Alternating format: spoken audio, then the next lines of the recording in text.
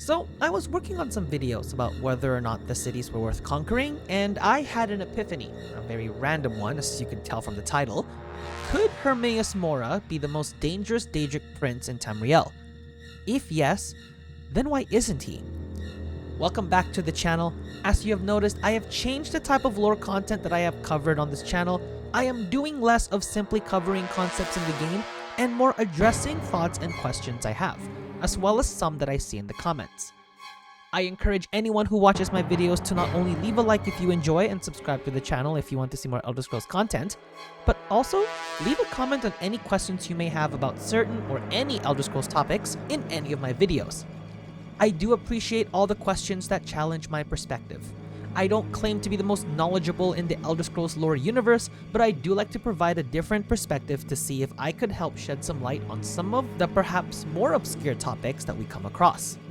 Now sit back, relax, and tune in as we explore if Hermaeus Mora could be the most dangerous Daedric Prince. I am sure there have been some debate as to who the most dangerous Daedric Prince is. The craziest part, it's always subjective, and the criteria can differ depending on who you ask. However, the main Daedric princes that tend to be in these types of conversations are Molag Bal and Mehrunes Dagon. Not that these are not valid candidates for the most dangerous Daedric princes in all of Tamriel. There are some very real-life events that back them up. Mehrunes Dagon was the mastermind behind the Oblivion crisis along with the Mythic Dawn that occurred during the Third Era.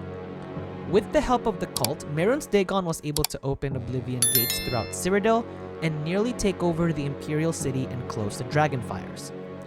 Were it not for the actions of the hero of Kvatch and the last heir of the Septim dynasty, Martin Septim, then Cyrodiil, if not Tamriel itself, would have a completely different ruler.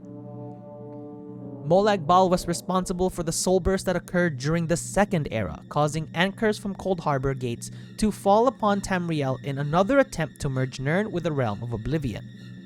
Of course, much like the Oblivion crisis, the actions of the Vestige were enough to thwart the plans of the Daedric Prince.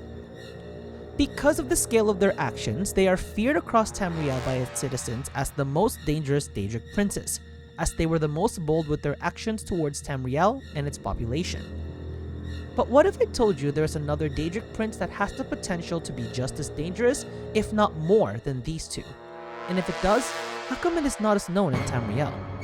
I am talking about Hermaeus Mora, the Daedric Prince of forbidden knowledge and known by the scholars as one of the oldest, if not the oldest, Daedric Prince, said to have existed since the birth of the world.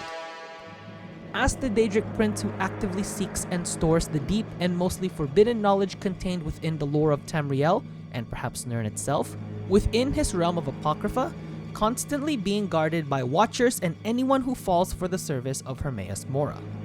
With all the knowledge he has contained throughout the history of Tamriel, he is aware of not just the events I have mentioned that were instigated by two of the most Daedric princes, but also contains a lot of knowledge that none of us probably even know about.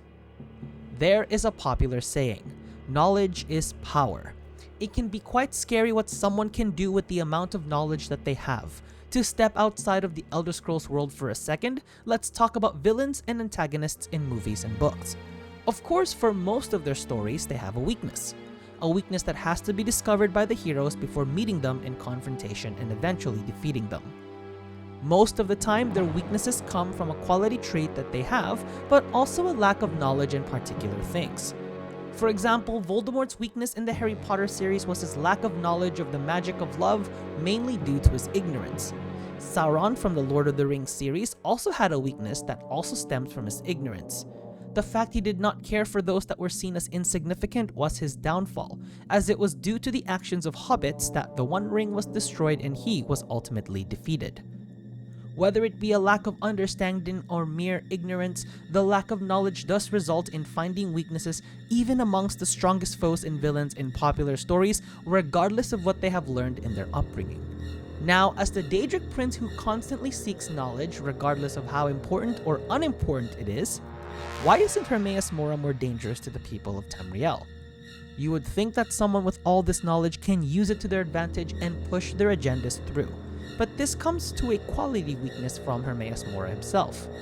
Daedric princes are agents of change. That is what separates them from the Daedra. Daedric princes like Molag Bal and Mehrunes Dagon have their spheres of influences that are used to guide them to force change upon the world of Tamriel. However, interestingly enough, Hermaeus Mora does not fall in this category.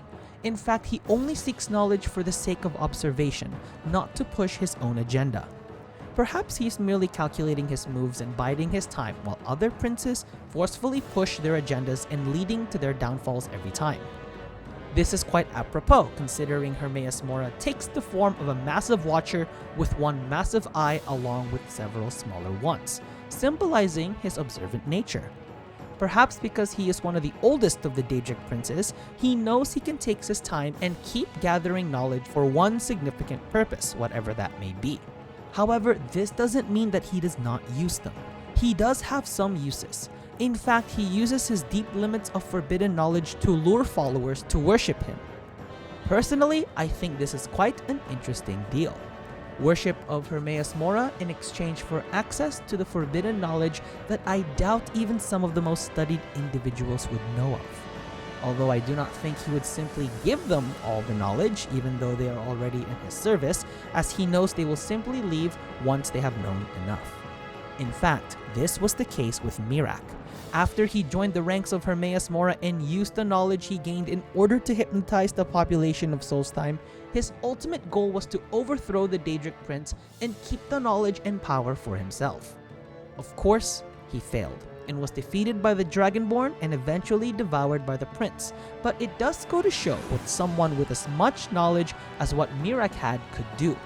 Can you imagine what the Daedric Prince is capable of if he decided to push an agenda with all the knowledge he has gathered throughout his years? So, in a way, we should be relieved that Hermaeus Mora isn't as forceful on change as the other princes.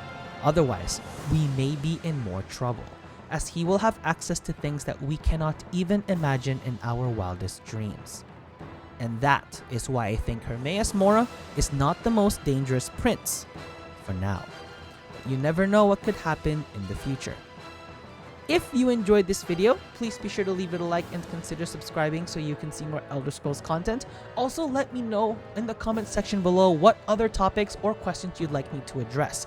I think this is a very interesting question to address and turn into a video, as I would also like to start conversations in the comment section below, so I really want to know what you guys think about these kinds of topics. Other than that, this is Enzo signing out, and I will see you all soon.